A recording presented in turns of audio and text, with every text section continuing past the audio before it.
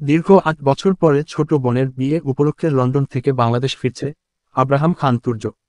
8 বছর আগে বাবা মায়ের করা ভুলের জন্য বাড়ি ছাড়তে হয়েছিল তাকে। এয়ার পোকার সামনে দাঁড়িয়ে থাকতে দেখা গেল খান বাড়ির কিছু সদস্যদের। তুর্য বারবার নিষেধ করার পরেও তুর্যর বাবা আহাদ খান, ছোট বোন তন্নি এবং তুর্যর ছোটবেলার বন্ধু ও তন্নির হবু স্বামী ডক্টর নীরব আহসান তাকে এয়ারপোর্ট থেকে নিতে এসেছে। তুর্যকে বেরিয়ে আসতে দেখে আহাদ খান এগিয়ে গিয়ে ছেলেকে বুকে জড়িয়ে নিলেন। এত বছর পর ছেলেকে দেখে আবেগের ভার সইতে না পেরে কান্না করে দিয়েছে সে এবং তার স্ত্রী আতিয়া বেগ অবিবাহিত জীবনের প্রথম 12টি বছর নিঃসন্তান ছিলেন। তারপর আল্লাহর অশেষ রহমতে তাদের ঘরে পুত্র সন্তান জন্ম নেয় এবং তারও 8 বছর পরে জন্ম হয় একমাত্র কন্যা তন্নির। তাই ছেলে তার বড্ড আদরের একমাত্র ছেলে বলে কথা। বাবা আর ভাইয়ের এমন মুহূর্ত দেখে তন্নিও কান্না করে ফেলেছে। তুর্য বোনের চোখের পানি মুছিয়ে মাথায় হাত বুলিয়ে দিতে দিতে বলল, এই পাগলি কান্না করছিস কেন? তারপর নীরব ও তুর্য লাগেজগুলো গাড়িতে উঠিয়ে বাড়ির পথে রওনা হলো। গাড়ি চলছে আপন গতিতে, আর তুর্য ভাবছে অতীতের কথা। কি হয়েছিল 8 বছর আগে? অতীত 9 বছর আগে। তুর্যর বয়স তখন 19 বছর। সে বন্ধুদের সাথে ঘুরতে গিয়েছিল চট্টগ্রামে। তখন তুর্যর বাবা তাকে ফোন করে জানায় গাড়ি অ্যাক্সিডেন্টে তুর্যর মামা মিলন হোসেনের মৃত্যু হয়েছে। মামার মৃত্যুর খবর শুনে সাথে সাথে তুর্য চট্টগ্রাম থেকে ফিরে আসে। তার মামার লাশ দাফনের পরে সে এবং তার বাবা বাড়ি ফিরলেও আকার মা থেকে যায় ভাইয়ের ছোট্ট মেয়েটাকে সামলানোর জন্য। তুর্যর মামা মিলন হোসেনের একমাত্র মেয়ে মায়া। যেমন নাম ঠিক তেমনি মায়া ভরা তার মুখটা, মায়া ভরা ওই চোখে এক দৃষ্টিতে তাকিয়েছিল আতিয়া বেগমের দিকে। মায়াকে জন্ম দিতে গিয়ে তার মা মিলি পাড়ি জমিয়েছিল পরপারে। আর এখন মাত্র 9 বছর বয়সে বাবাও তাকে ছেড়ে চলে গেল। বাবার লাশ দেখে মেয়েটা যেন পাথরের রূপান্তরিত হয়ে গেছে। মার দেখাশোনা করার মতো কেউ না তো। আকার 3 দিন পরে আতিয়া বেগম মায়াকে নিজের সাথে নিয়ে আসে। তারপর থেকে মায়া তাদের সাথেই থাকতে শুরু করে। এভাবেই চলে যায় 1টি বছর। মার প্রতি তুর্যর ব্যবহারও খুব স্বাভাবিক। তুর্য তন্নির সাথে যেমন ব্যবহার করে, মার সাথেও ঠিক একই ব্যবহার করে। এই 1 বছরের মধ্যে যতবারই তুর্যর 2 ফুপি ওদের বাড়িতে এসেছে, ততবারই মায়াকে আশ্রিতা বলে কটাক্ষ করেছে। তাদের ভাষ্যমতে মায়া একটা আপা মেয়ে, যে নিজের বা মাকে খেয়ে এখন তাদের ভাইয়ের ঘাড়ে এসে পড়েছে। মায়া এগুলো শুনে কষ্ট পেলেও মার কিছু করার নেই, সে যাবেই বা কোথায়? তার তো যাবার কোন জায়গা নেই। মার বাবা মা পালিয়ে বিয়ে করেছিল, সেই কারণে নুক্তা আকারর নানা বাড়ির কেউ তাদের সাথে সম্পর্ক রাখেনি। প্রতিবারের মতো এবারও তুর্যর বড় ফুফু কল্পনা খান আতিয়া বেগমকে বলছিল, কি দরকার ওরকম একটা অপা মেয়েকে বাড়িতে রাখার, এতিমখানায় দিয়ে দিলেই তো হয়। আতিজ নুক্তা আকার বেগম অশ্রুসিক্ত চোখে কল্পনা খানের দিকে তাকায়, তারপর বলে, আমার মরহুম ছোট ভাইটার শেষ চিহ্ন হিসেবে ও আমার কাছে আছে। আমি সারা জীবন ওকে নিজের কাছে আগলে রাখব। তোমার একটা জন ছেলে আছে, ওই মেয়েটাও বড় হচ্ছে। দেখো পরের মেয়ের ভালো করতে গিয়ে নিজের ছেলের যেন বদনাম হয় না। কল্পনা খান এক নিঃশ্বাসে কথাগুলো বললেন। আতিয়া বেগম সব শুনে চুপ করে রইলেন। Underscore underscore underscore underscore underscore underscore underscore underscore underscore underscore underscore underscore underscore. রাত তখন 10টা। মায়া ও তন্নি একটু আগেই ঘুমিয়েছে। আরাফ খান এইমাত্র ফিরল অফিস থেকে। রুমে এসে আতিয়া বেগমকে না পেয়ে বেলকনির দিকে এগিয়ে গেল। তখনই দেখতে পেল আতিয়া বেগম বেলকনির রেলিং ধরে দাঁড়িয়ে আকাশের দিকে তাকিয়ে আছে। আতিয়া বেগমকে দেখি বোঝা যাচ্ছে বাইরের আকাশের মতো তার মনের আকাশেও মেঘ জমেছে। আরাফ খান কি হয়েছে জিজ্ঞেস করা মাত্রই আতিয়া বেগম সব খুলে বললেন স্বামীর কাছে। সব শুনে আরাফ খান বলেন, মানুষের কাজই হলো অন্যের সমালোচনা করা, ওসব কথা তুমি গায়ে মেখো না। আতিয়া বেগম সাথে সাথে বলে উঠলেন, আমি চাই না আমার এতিম মেয়েটাকে নিয়ে কেউ বাজে কথা বলুক। মানুষের মুখ বন্ধ করা কি আদৌ সম্ভব? আরাফ খান কথাটি জিজ্ঞেস করতেই আতিয়া বেগম বললেন, অবশ্যই সম্ভব। তুর্যর সাথে মার বিয়ে দিয়ে দিলে কেউ আর মায়াকে আশ্রিতা বলতে পারবে না। তুমি কি পাগল হয়ে গেছো আতিয়া? মার বয়স মাত্র 10 বছর, তুমি এখন এ ধরনের কথা কিভাবে বলতে পারলে? আর তুর্য, তোমার মনে হয় তুর্য এটা মানবে?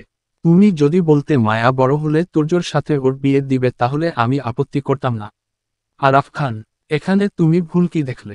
আমি তো এখন ওদের সংসার করতে বলছি না, আমি শুধু চাইছি মা আকে একটা পরিচয় দিতে। মায়া যেন এই সমাজে মাথা উঁচু করে বাঁচতে পারে, ওকে যেন কেউ আশ্রিতা বলে কটাক্ষ না করে, সেই ব্যবস্থাটা শুধু করতে চাইছি। আর তুমি তুর্যর কথা ভাবছো তো? তুর্যকে রাজি করানোর দায়িত্ব আমার। আতিয়া বেগম। আতিয়া বেগমের কথা শুনে আরাফ খান একটু নরম হলেন। আরাফ খানকে নরম হতে দেখে আতিয়া বেগম চলে গেলেন ছেলের কাছে। তুর্যর কাছে গিয়ে আতিয়া বেগম নিজের মাথা ছুঁয়ে ছেলের থেকে কথা আদায় করিয়ে নিলেন যে আজ আতিয়া বেগম তুর্যর কাছে যা চাইবে তুর্যকে তাই দিতে হবে। তারপর আতিয়া বেগম তুর্যকে মায়া আর তুর্যর বিয়ের কথা বলাতে তুর্য যেন আকাশ থেকে পড়ল। সেই সাথে রাগও হচ্ছিল মায়ের ওপর, তার মা কিভাবে এরকম একটা কথা বলতে পারল। বিয়েতে তুর্য রাজি না হওয়ায় আতিয়া বেগম মনে করিয়ে দিলেন কিছুক্ষণ আগে মায়ের মাথা ছুঁয়ে তুর্যর কথা দেওয়ার বিষয়টি। তখন আর কিছুই করার ছিল না তুর্যর, সে শুধু তার মাকে বলল, মা কাজটা তুমি ঠিক করলে না, তোমার এই একটা ভুলের জন্য সারা জীবন তোমাদের সকলকে পস্তাতে হবে। আতিয়া বেগম সময় নষ্ট না করে পরদিন সকালেই কাজী ডেকে তুর্য এবং মার বিয়ে দিয়ে দেয়। বেচারি মায়া তার সাথে কি হচ্ছে তা বুঝে ওঠার আগেই সে বিয়ে নামের এক পবিত্র বন্ধনে বাধা পড়ে যায়। বিয়ের 1 মাসের মধ্যে তুর্য তার সমস্ত কাগজপত্র তৈরি করে পাড়ি জমায় লন্ডনে। কিন্তু এই 1 মাস তুর্য মায়াকে একদমই সহ্য করতে পারত না। মায়া যখনই তুর্যর সামনে যেত তখনই তুর্য অকারণে মার উপর চেঁচামেচি করত, ছোট ছোট বিষয় নিয়ে মায়াকে চড় থাপ্পড় লাগিয়ে দিত তুর্য। মায়া তুর্যকে অনেক ভয় পেতে শুরু করল। ছোট্ট মায়াব হ্রস্ব উকার যতেও পারে না তার তুর্য মায়া হঠাৎ এভাবে বদলে গেল কেন। মায়া ভাবত কেন এত অপ্রিয় সে।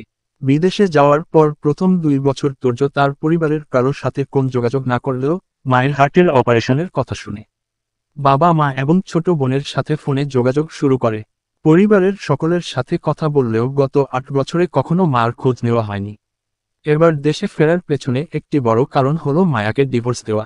কিছুদিন আগে আতিয়া বেগম নিজেই তুর্যকে ফোন করে বলেছে, তন্নির বিয়েতে তুমি দেশে এসো, তুমি দেশে ফিরে মায়াকে দেখো, তারপরেও যদি তোমার মনে হয় তুমি মার সাথে থাকতে পারবে না, তাহলে আমি নিজে তোমাদের ডিভোর্সের ব্যবস্থা করে দেব। তুর্য নিজেও চায় বিয়ে নামক এই বন্দিদশা থেকে মুক্ত হতে, তাই তো সব কাজ ফেলে দেশে ফিরছে সে। বর্তমান তুর্য খান বাড়ির সদর দরজায় দাঁড়িয়ে কলিং বেল চাপতেই একটা মেয়ে এসে সদর দরজা খুলে দিল। তারপর আবার রান্নাঘরের দিকে চলে গেল। তুর্য ভাবছে, কে এই মেয়ে, এটাই কি মায়া? তার এই ভাবনার মাঝে আতিয়া বেগম এক প্রকার দৌড়ে বেরিয়ে আসে রান্নাঘর থেকে, এসে ছেলেকে বুকে জড়িয়ে কান্না জুড়ে দিলেন। কত বছর পরে ছেলেকে কাছে পেয়েছে। তুর্য মায়ের কান্না থামিয়ে মায়ের সঙ্গে অল্প কিছু বাক্য বিনিময় করে চলে গেল দোতলায় তার ঘরের দিকে। আতিয়া বেগম চেয়ে থাকে ছেলের চলে যাওয়ার দিকে। গত 8টি বছরে তার ছেলেটা রন এক আর পরিবর্তন ঘটেছে। 8 বছর আগের সেই হ্যাংলা পাতলা গড়নের যুবক এখন বলিষ্ঠ দেহের অধিকারী হয়ে গেছে। দেখতে আরো সুদর্শন হয়েছে। সন্ধ্যা 7টা, পুরো 4 ঘন্টা পরে নিচে নামলো তুর্য। রুমে গিয়ে গোসল করে একটু ঘুমিয়েছিল সে। তুর্য নিচে আসতেই পরিবারের সবাই মিলে একসাথে খেতে বসে যায়। নীরব চলে গেছে অনেক আগেই, হসপিটালে তার একটা অপারেশন ছিল তাই। খাবার টেবিলে বসে খাবার খাচ্ছে আরাফ খান, তুর্য এবং তন্নি আর আতিয়া বেগম তাদেরকে খাবার বেড়ে দিচ্ছে। তুর্য অনেকবার আতিয়া বেগমকে তার সাথে বসে খাবার খেতে বললেও আতিয়া বেগম তুর্যর কথা শুনল না। ছেলের পাশে দাঁড়িয়ে একটু পর পরই সে ছেলের পাতে এটা ওটা তুলে দিচ্ছে। খাবার টেবিলে রাখা আছে সর্ষে ইলিশ, গরু মাংস, খাসির মাংস, মুরগির রোস্ট, আলু ভাজি, পোলাও, পায়েস ও রসমালাই। এগুলো সবই তুর্যর ভীষণ পছন্দের খাবার। একটু পর পর রান্নাঘর থেকে এটা ওটা নিয়ে আসছিল দুপুরে দেখা সেই মেয়েটি। তুর্য একবার তাকালো মেয়েটির দিকে। মেয়েটাকে ভালো করে দেখার পর তুর্য খানিকটা অবাক হলো। ছোটবেলা থেকে মায়া ছিল নজরকাড়া সৌন্দর্যের অধিকারী, কিন্তু এখন তার একই হাল হয়েছে। চুলগুলো এলোমেলো, চোখের নিচে কালো দাগ, পরনে নর্মাল একটা সুতি 3 পিস। সে কখনো এই মেয়েটার সাথে সংসার করবে না। এসব ভাবতে ভাবতে তুর্য আবার খাওয়ার দিকে মনোযোগ দিল। খাবার খাওয়া শেষে রুমে গিয়ে তুর্য নিজের ল্যাপটপে কাজ করতে শুরু করল। এন্ডনের তার নিজস্ব 2টা কোম্পানি আছে। তুর্যর অবর্তমানে কোম্পানির সকল কাজের দেখাশোনা করার দায়িত্ব এসে পড়েছে তার অ্যাসিস্ট্যান্ট প্লাস বন্ধু ইমনের কাঁধে। ইমন কোম্পানির বিভিন্ন ফাইল ইমেইলের মাধ্যমে তুর্যর কাছে পাঠাচ্ছে। এদিকে তুর্য ল্যাপটপের সামনে বসে সেগুলো চেক করছে। 5 বছর আগে তুর্য তার বাবার থেকে 700 কোটি টাকা নিয়ে একটি কোম্পানি খুলেছিল। তুর্যর অক্লান্ত পরিশ্রমের ফলে কোম্পানির লাভের পরিমাণ বিপুল হারে বাড়তে থাকে। তারপর তুর্য ধীরে ধীরে নিজের ব্যবসা বিস্তার ঘটায় আমেরিকা, সুইজারল্যান্ড, মালয়েশিয়া, দুবাই ও কানাডায়। তুর্যর পরিশ্রমের ফলস্বরূপ বর্তমানে সে 4200 কোটি টাকার মালিক। রাত 11টা, কাজ করতে করতে তুর্যর কফির প্রয়োজন হয়। এত রাতে কাউকে বিরক্ত করতে চাইল না তুর্য। তাই তুর্য নিজেই রওনা হলো কিচেনের দিকে, উদ্দেশ্য এক কাপ কফি। ড্রয়িং রুমে পৌঁছাতেই তুর্য দেখতে পেল এক কেশবতী কন্যা ফ্রি, যে সামনে বাচ্চাদের মতো মেঝেতে বসে রসমালাই খাচ্ছে। উল্টো দিকে ঘুরে বসার কারণে মেয়েটির মুখ এখনো দেখতে পায়নি তুর্য। মেয়েটি এখনো তুর্যর উপস্থিতি টের পায়নি। সে আপন মনে এক হাতে ফোন টিপছে আর অন্য হাত দিয়ে চামচের সাহায্যে রসমালাই নিজের মুখে পুরে নিচ্ছে।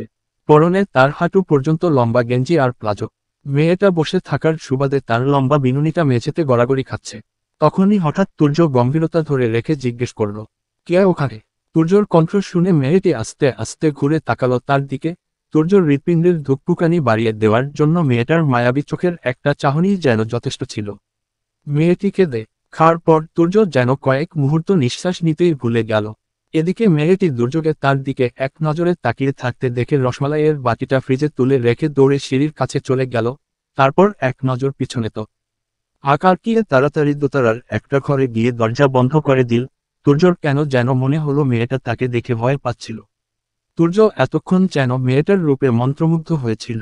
তুর্য এবার কিচেন এগিয়ে এক কাপ কফি বানিয়ে নিয়ে আসলো। তারপর যেতে শুরু করলো নিজের রুমের দিকে। তুর্য কফি নিয়ে যাওয়ার সময় কিছুক্ষণ ভুরু কুঁচকে তাকিয়ে রইল মেয়েটা রুমের দরজার দিকে। তারপর আবার চলে গেল নিজ গন্তব্যে। রুমে গিয়ে তুর্য ল্যাপটপে কাজ করতে নিল, কিন্তু কোনোভাবে সে নিজের কাজে মনোযোগ দিতে পারছে না। বারবার শুধু ওই মেয়েটার মুখ তার চোখের সামনে ভেসে উঠছে, মাথার মধ্যে ওই মেয়েটার কথাই ঘুরপাক খাচ্ছে। তুর্য ল্যাপটপটা বন্ধ করে পাশে রেখে দেয়। তারপর নিজের বৃদ্ধাঙ্গুলের সাহায্যে কপাল চুলকায় আর বিড়বিড় করে বলতে থাকে, কে এই মেয়ে, যার রূপ আব্রাহাম খান তুর্যর মনে ঝড় তুলতে সক্ষম। একটু পরে তুর্য আবার ভাবল হয়তো তন্নির বি ও এক উপলক্ষে ওর কোন বান্ধবী কিছুদিন আগেই চলে এসেছে। Underscore underscore underscore underscore underscore underscore underscore underscore underscore underscore underscore underscore underscore underscore underscore underscore underscore. সকালে নাস্তা করার জন্য টেবিলে বসে আছে সবাই, নেই শুধু তুর্য। কিছুক্ষণের মধ্যেই তুর্যকে দেখা গেল ফোন হাতে সিঁড়ি দিয়ে নেমে আসবে। তুর্য ফোনে কিছু একটা করছিল। ফোনের দিকে তাকিয়ে থেকে একটা চেয়ার টেনে বসে পড়ল নাস্তা করতে। ফোন থেকে মুখ তুলতেই দেখতে পেল টেবিলের অপর পাশে তার সামনেই বসে আছে রাতের দেখা সেই মেয়েটি। তুর্য মেয়েটার দিকে কিছুক্ষণ তাকিয়ে থাকে, তারপর খাওয়া শুরু করে। মেয়েটার পরনে ক্রিম কালার একটা ড্রেস, মাথায় ওড়না দেওয়া আছে। জামার রংটা যেন গায়ের রঙের সাথে মিশে একাকার হয়ে গেছে। মেয়েটার এই সৌন্দর্য তুর্যর হৃদয়ে যেন তীরের মতো বিচ্ছে। তুর্য মনে মনে ঠিক করে রেখেছে মায়াকে ডিভোর্স দেওয়ার পরে তার মাকে বলবে, ছেলেকে কাছে রাখতে চাইলে ছেলের বউ হিসেবে এই মেয়েটাকে এড়ে দাও। খাবার টেবিলের পুরোটা সময় মেয়েটা মাথা নিচু করে রাখল। তারপর খাওয়া শেষ হতেই উঠে চলে গেল। মেয়েটা চলে যেতেই তুর্য আতিয়া বেগমকে প্রশ্ন করে, আম্মু এই মেয়েটাকে? তুর্যর প্রশ্ন শুনে আতিয়া বেগম তো অবাকের চরম পর্যায়ে পৌঁছে গেলেন। তুই চিনতে পারিসনি ওকে? না, ও তোর বউ মায়া। মায়ের মুখে এই কথা শুনে তুর্য ভয়ঙ্কর রকমের বিষম খেল। আরাফ খান তাড়াতাড়ি ছেলের দিকে পানির গ্লাস এগিয়ে দিল। আতিয়া বেগম এগিয়ে এসে ছেলের পিঠে হাত বুলিয়ে দিল। কি ছুটা স্বাভাবিক হওয়ার পরে তুর্য আবার তার মাকে জিজ্ঞেস করল, এটা মায়া হলে কালকে যাকে দেখলাম ওটাকে? তুর্য, আরে ওইটা তো তোর রহিমা খালার মেয়ে রাবেয়া। তোর রহিমা খালা 3 দিন যাবৎ অসুস্থতার কারণে আসতে পারছে না। মায়া এবার এইচএসসিতে গোল্ডেন এ প্লাস পেয়েছে। এখন তো ওদের ভর্তি পরীক্ষা চলছে। কাল মায়া ঢাকা বিশ্ববিদ্যালয়ে ভর্তি পরীক্ষা দিতে গিয়েছিল। তন্নি তোকে আনতে গিয়েছিল। আমি এতগুলো কাজ একা হাতে কিভাবে করি? তাই ফোন করে রহিমা আপাকে বলেছিলাম ওকে পাঠিয়ে দিতে। আতিয়া বেগম। তুর্য আর কোন কথা না বলে চুপচাপ ঘরে চলে আসলো। এখন তার নিজের উপরে খুব রাগ হচ্ছে। কেন এতদিনে একবারও তার বউটার কোন ছবি দেখতে চায়নি সে? তুর্য বিড়বিড় করে বলতে থাকে, ঘরে আগুন সুন্দরী বউ রেখে এত বছর বিদেশে পড়েছিলাম। ছি শালার জীবন। দেশে থাকলে এতদিনে 2-1 বাচ্চার বাপ হয়ে যেতাম। বিড়বিড় করতে করতেই তুর্য পা বাড়ায় মার রুমের দিকে। তুর্যর রুমের পাশের রুমটাই মার। মায়ার রুমের দরজায় 2বার টোকা দেওয়ার পরেই মায়া এসে দরজা খুলে দেয়। তুর্য মার দিকে তাকাতেই থমকে যায়। মায়া চোখ দুটো লাল টকটকে হয়ে আছে, দেখেই বোঝা যাচ্ছে এতক্ষণ কান্না করেছে। মায়াও এই সময় তুর্যকে এখানে আশা করিনি। মায়া ভেবেছিল তার তন্নি আপু অথবা মামনি এসেছে। তুর্যকে এখানে দেখে মায়া একটু ভটকে যায়। মার এখন কি করা উচিত তা বুঝতে না পেরে মায়া হুট করে দরজাটা বন্ধ করে ফেলে। মায়াকে দরজা খোলা দেখে তুর্য খানিকটা এগিয়ে এসে দাঁড়িয়েছিল। যার ফলস্বরূপ মায়া যখন দরজাটা লাগিয়ে দিল তখন তুর্যর কপালে দরজার বাড়ি লাগে। শক্ত কাঠের দরজার সাথে বাড়ি লাগার ফলে তার কপালে খানিকটা কেটে যায়, সাথে অনেকটা ফুলেও যায়। তুর্য ভাবতেও পারেনি মায়া এরকম কিছু করবে। সে তো এসেছিল মার সাথে কিছু কথা বলতে। শক্ত কাঠের দরজার সাথে বাড়ি লাগার ফলে তার কপাল খানিকটা কেটে যায়, সাথে অনেকটা ফুলেও যায়। তুর্য ভাবতেও পারেনি মায়া এরকম কিছু করবে। সে তো এসেছিল মার সাথে কিছু কথা বলতে। কিন্তু তা আর হলো কই। তার আগেই তো মায়া তুর্যকে আঘাত করে বসল। অপরদিকে মায়া এই সময় হঠাৎ তুর্যকে তার রুমে আসতে দেখে খুব ভয় পেয়ে গিয়েছিল। মায়া ভেবেছে তুর্য হয়তো এত বছরের সব রাগ মার উপর ছাড়তে এসেছে। মায়া ভাবছে তুর্য হয়তো ছোটবেলার মতো তাকে আবার আঘাত করবে, না হলে তাকে এ বাড়ি ছেড়ে চলে যেতে বলবে। মার যে যাওয়ার কোন জায়গা নেই, এই বাড়ি থেকে বেরিয়ে সে কোথায় যাবে, কার কাছে আশ্রয় নেবে। এসব ভাবতে ভাবতে মায়া আবার দরজাটা একটু ফাঁকা করল, তুর্য চলে গেছে কিনা তা দেখার জন্য। তুর্য তখনও দরজার বাইরে দাঁড়িয়ে ছিল। মায়াকে ধীরে ধীরে দরজা খুলতে দেখে সে নিজের মধ্যে গম্ভীর্য ধরে রেখে বলে উঠল, এই মেয়ে, কি হয়েছে? কি সমস্যা তোমার? মায়া তুর্যর বিপরীতে কিছু বলতেই আকার বে তখনই মার চোখ গেল তুর্যর কপালের দিকে। প্রথম যখন তুর্য মার রুমের সামনে এসেছিল তখন কপালের এই কাটা দাগটা ছিল না। মায়া বুঝতে পারে সে নিজের অজান্তেই কি করে বসে আছে। নিজের কর্মকাণ্ডের জন্য মায়া লজ্জিত হয়ে বলে, আই এম সরি, আমি দেখতে পাইনি, আমি ইচ্ছে করে আঘাত করিনি আপনাকে। তখনই সেখানে উপস্থিত হয় তন্নি। সে এসে মায়াকে বকা দিতে শুরু করে, কিরে মায়া, তোকে না আমি বলেছিলাম আজ আমরা শপিং করতে যাব, 3 দিন পর বিয়ে। আমার অর্ধেক কেনাকাটা এখনো বাদ রয়েছে, আর নিজের জন্য তো এখনো কিছুই কিনিস নাই। আমার একটা মাত্র ছোট বোন তুই, আমার বিয়েতে তোর এভাবে থাকাটা মানায়? চল তাড়াতাড়ি রেডি হয়ে নে। তন্নি, আচ্ছা ঠিক আছে আপু, তুমি নিচে যাও, আমি রেডি হয়ে আসছি। মায়া, চল আমি সাথে করে নিয়ে যাব তোদের। তুর্য তুর্যর কথা শুনে তন্নি খুব খুশি হলেও খুশি হতে পারল না মায়া। কিছুক্ষণ পর তৈরি হয়ে নিচে নেমে এলো মায়া। পরনে তার নীল রঙের একটা সুন্দর থ্রিপিস, দেখতে অপূর্ব সুন্দর লাগছে। তুর্য যেন চোখই ফেরাতে পারছে না মার দিক থেকে। তখনই আতিয়া বেগম খেয়াল করলেন তুর্যর কপালের কাটা দাগটা।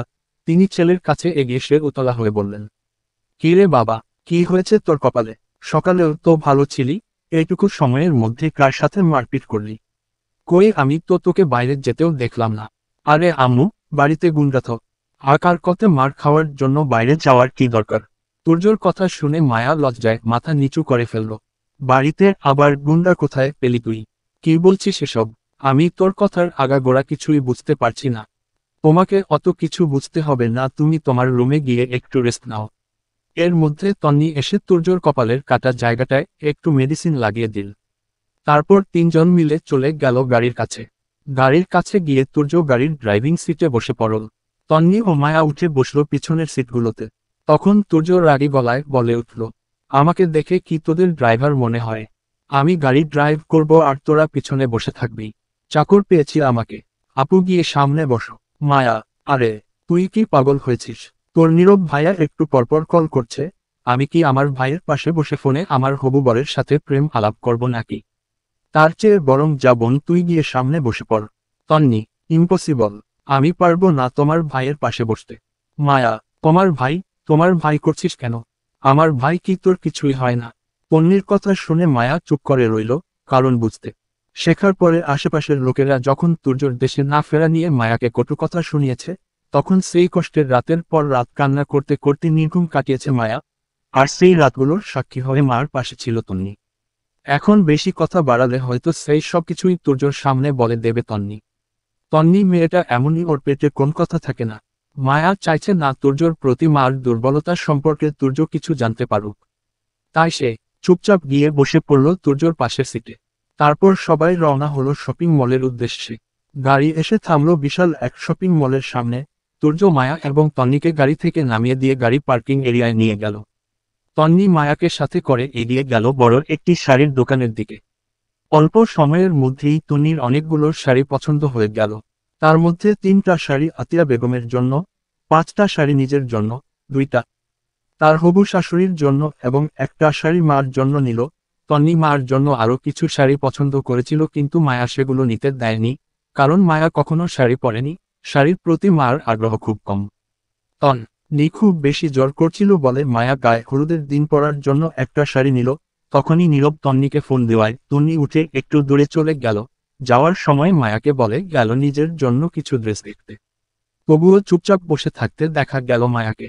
মায়া বুঝে উঠতে পারছে না যে বিয়েতে সে কি পরবে। তখনই মার চোখ গেল আকাশি রঙের সুন্দর একটা শাড়ির দিকে। মায়া মন্ত্রমুগ্ধ হয়ে এগিয়ে গেল শাড়িটির দিকে। এতক্ষণে তুর্য চলে এসেছে ওদের কাছে। তুর্য মার থেকে খানিকটা দূরে দাঁড়িয়ে আছে। মায়া আলতো হাতে ছুঁয়ে দেখল শাড়িটা। তখনই দোকানের একজন মহিলা কর্মচারী মায়াকে বলে, আপু আপনি একটু ওইদিকে শাড়িগুলো ট্রাই করুন। এই শাড়িটা আপন আকার জন্য না। ওই পাশের সবকটা শাড়ি 8 থেকে 10 হাজারের মধ্যে আছে। আপনার হাতের এটা আমাদের টপ কালেকশনের মধ্যে একটা। 10% ডিসকাউন্টের পরেও এটার দাম 85,000 টাকা। মায়া অপমান বোধ করল। কান্নায় মার চোখচাপ সাহ হয়ে এলো। মামি মহিলাটিকে কিছু করার কথা বলতে যাবে তখনই তুর্য হুঙ্কার ছেড়ে বলে ওঠে, এই শপের ম্যানেজার কোথায়? তাড়াতাড়ি ম্যানেজারকে ডাকুন, আমি কথা বলতে চাই তার সাথে। হঠাৎ ভাইয়ের চিৎকার চেঁচাম। কারচি শুনে তন্নিও দৌড়ে চলে এলো তাদের কাছে। তখনই পাশের অফিস রুম থেকে একটা লোক বেরিয়ে এলো তুর্যর কাছে। লোকটা এসেই তাড়াহুড়ো করে বলতে শুরু করে, স্যার আমি এই শপের ম্যানেজার। কী সমস্যা হয়েছে স্যার? আমি আপনাকে কিভাবে সাহায্য করতে পারি? তখন তুর্য বলে ওঠে, আমি যদি ভুল না হয়ে থাকি তাহলে এই শপের honour Shafiqul Sheikh. Yes sir, এক্ষুনি ওনাকে ফোন করুন।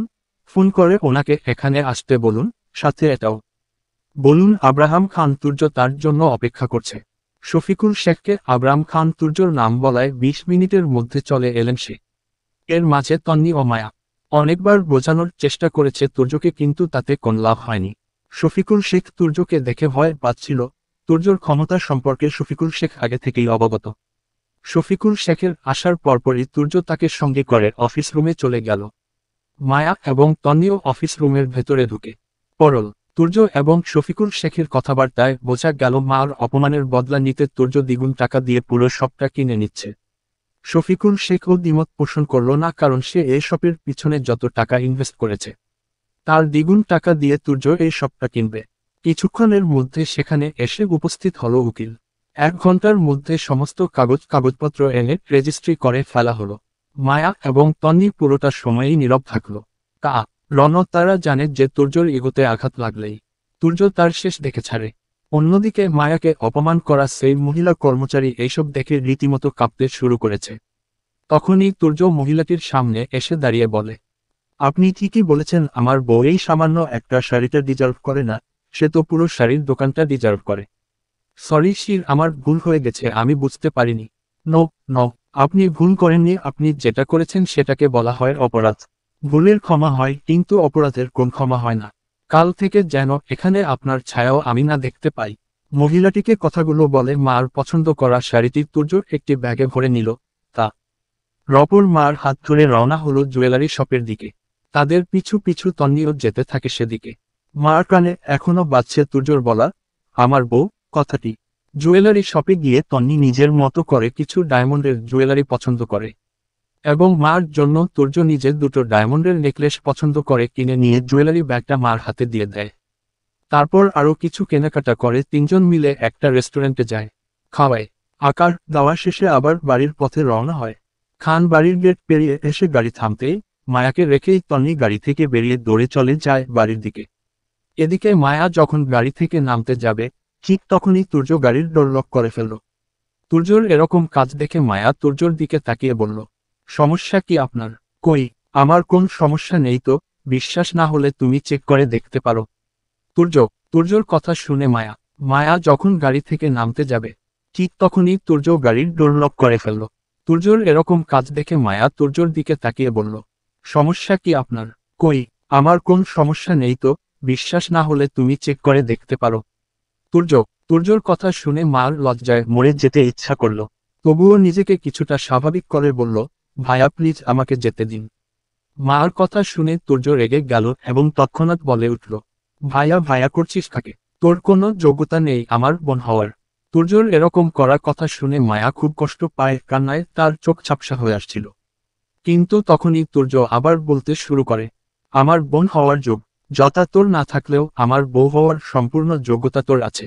তুই নিজের যোগ্যতাকে কাজে লাগাতে পারিস, সত্যি বলছি আমি কিচ্ছু মনে করব না। বলি তুর্য বাড়ির ভিতরে চলে গেল, কিন্তু মায়া একইভাবে বসে রইল বাড়িতে। মায়া যেন স্তব্ধ হয়ে গেল তুর্যর কথাগুলো শুনে। মায়া ভাবতেও পারেনি যে তুর্য তাকে এমন কথা বলবে। মায়া তো ভেবেছিল যে তুর্য দেশে ফিরে আগে তাকে বাড়ি থেকে বের করে দেবে, কিন্তু মার ভাবনাকে ভুলব প্রমাণ করে তুর্য যেন অন্য কিছুর ইঙ্গিত দিচ্ছে। কিছু মুহূর্ত পরেই গাড়ি থেকে নেমে বাড়ির ভেতর প্রবেশ করল মায়া। বাড়ির ভেতরে প্রবেশ করতেই দেখতে পেল তুর্য ড্রয়িং রুমের সোফায় বসে আছে। তুর্যর চোখে চোখ পক রতেই মায়া চোখ নামিয়ে নিল। দ্বিতীয়বার আর তুর্যর দিকে তাকালো না পর্যন্ত। মায়া সোজা চলে গেল নিজের রুমের দিকে। নিজের রুমে গিয়ে হাতের শপিং ব্যাগগুলো বিছানার উপরে রেখে টাওয়াল নিয়ে ওয়াশরুমে ঢুকে গেল। মায়া এখন লম্বা একটা শাওয়ার নেওয়া প্রয়োজন বোধ করছে। পুরো আধা ঘন্টা শাওয়ার নেওয়ার পরে বের হলো ওয়াশরুম থেকে। তারপর ভালো করে চুল মুছে বেকনিতে গিয়ে টাওয়াল মেলে দিয়ে আসলো। তারপর সোজা গিয়ে দাঁড়ালো আয়নার সামনে। আয়নার সামনে দাঁড়িয়ে চুলগুলো চিরুনি করতে করতে ভাবলো এটা কি তার সেই তুর্য ভাই ছোটবেলায় যে কিনা বিনা কারণে মার উপরে চেঁচামেচি করত, ছোট ছোট বিষয় নিয়ে তাকে আঘাত করে বসতো, যে কিনা আকার আগে বিয়ে করতে জোর করাই প্রথম 2 বছর বাবা মার সাথে যোগাযোগ পর্যন্ত করেনি, পুরো 8টা বছর পরিবার আত্মীয় স্বজন বন্ধু বান্ধব সব ফেলে লন্ডনে পড়েছিল। এত ভাবনার পরেও মায়া কোনভাবেই তুর্যকে বিশ্বাস কর আর উঠতে পারছে না। 8 বছর পরে দেশে ফিরে তুর্যর এই পরিবর্তন মার কাছে কেমন যেন অস্বাভাবিক লাগছে। মার মন বলছে তুর্য প্রতিশোধ নেওয়ার জন্য মার সাথে প্রেমের অভিনয় করে তারপর তাকে ছুঁড়ে ফেলে দেবে। রাতে খাবার টেবিলে সবাই একসাথে খাবার খাচ্ছিল। তুর্যর সামনের চেয়ারটাতে বসে খাবার খাচ্ছে মায়া। তুর্য দুবার নিজের পা দিয়ে মার পায়ে খোঁচা মারল। তা দেখে মায়া নিজের পা দুটো গুটিয়ে নিল। বেগম বিকেলে তন্নির মুখ থেকে শাড়ির দোকানের সব ঘটনা শুনেছে। তাই আতিয়া বেগম ছেলেকে বলে উঠলেন, তুর্য, শুনলাম তুমি নাকি আজকে একটা শাড়ির দোকান কিনে নিয়েছ। আতিয়া বেগম, জি আম্মু। তুর্য, কে নও? আতিয়া বেগম। তুর্য তন্নির দিকে তাকিয়ে বলল, দোকান কিনেছি এটা বলেছিস, কেন কিনেছি সেটা বলিস নাই। বলেছিলাম তো আম্মু, হয়তো ভুলে গেছে। প্রশ্নটা আমি তোমাকে করেছি তুর্য। তুর্য চোখ দিয়ে মায়ার দিকে আকার রাগ করে বলল, ওই দোকানের একজন মহিলা কর্মচারী ওকে অপমান করেছিল তাই। তুর্য, তাই বলে পুরো দোকানটা কিনে নিতে হবে? আতিয়া বেগম, তাহলে কি করতাম বলো আম্মু? মহিলাটা আমার ইগো হার্ট করেছে, আর তুমি তো জানোই আকার কাছে সবচাইতে বেশি ইম্পর্টেন্ট হলো আমার ইগো। তুর্য, মহিলাটা তোমাকে তো কিছু বলেনি, তাহলে তোমার ইগো হার্ট হলো কেন? আতিয়া বেগম, আম্মু তুমি কি বলতে চাইছো? মায়াকে কেউ অপমান করলে সেটা কি আমার অপমান না? তুর্য, মায়াকে কেউ অপমান করলে সেটা কেন তোমার গায়ে লাগবে? মায়া তোমার কে হয়? আতিয়া বেগম, তুমি জানো না মায়া আমার কে? তুর্য, না, তুমি বলো। আতিয়া বেগম, মায়া আমার মামাতো বউ। তুর্য, ছেলের মুখে এমন কথা শুনে আতিয়া বেগম কপাল কুঁচকে বললেন, আবার কেমন কথা? মায়া ও তন্নি হা করে তাকিয়ে আছে তুর্যর মুখের দিকে। আরাফ খান তুর্যর মুখে এ ধরনের কথা শুনে বলে উঠলেন, nice joke, that is not a joke. তাহলে এটা কি? এটা আমার আর মার সম্পর্কের নাম। আম্মুর মতো আমিও এটাই ভাবছিলাম, মায়া আর আমার সম্পর্কটা আসলে কি? কেন ওকে কেউ কিছু বললে আমার এত গায়ে লাগে? তখনই আমার মাথায় এলো এটা। তুর্যর এরকম উদ্ভট কথা শুনে মায়া রেগে উঠে গেল খাবার টেবিল থেকে। মার নিজের রুমে চলে যাওয়ার পরে আতিয়া বেগম তুর্যকে বলল, কাল দেশে আসতে আসতে আজই তোর মায়ের উপর এত দরদ উঠছে কেন? তুই মায়াকে আজ সকালে দেখেছি মাত্র, একটা দিনও এখনো পার হয়নি। তুই কি কোনভাবে মার থেকে অথবা আমাদের থেকে প্রতিশোধ নেওয়ার জন্য এগুলো করছিস? দেখ, মার আপন বলতে আমরা ছাড়া কেউই নেই। আমি আর তোর বাবা, আমরা এই দুটো মানুষ মায়া আর তন্নিকে কখনো আলাদা চোখে দেখিনি। বাবারে, আমাদের ভুলের শাস্তি তুই মায়াকে দিস না। মা, তোমরা কি আমাকে অমানুষ ভাবো? না রে বাবা, তা কেন হবে? কিন্তু বাবা, মা মরা মেয়েটাকে নিয়ে আমার খুব ভয় হয়। আচ্ছা মা, এটা জানতে চাচ্ছ তো আমি মায়াকে নিয়ে এত অল্প সময়ের মধ্যে এতখানি প্রসেসিভ কিভাবে হয়ে গেলাম? তাহলে শোনো, কাল রাতে আমি কফির জন্য নিচে নেমেছিলাম, তখনই আমি মায়াকে দেখেছি।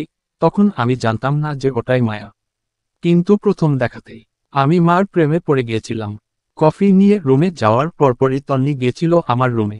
তন্নি মূলত আমার রুমে গিয়েছিল গত 8 বছরে আমার জন্য আত্মীয় স্বজনদের কাছ থেকে মায়াকে কিভাবে কটু কথা শুনতে হয়েছে।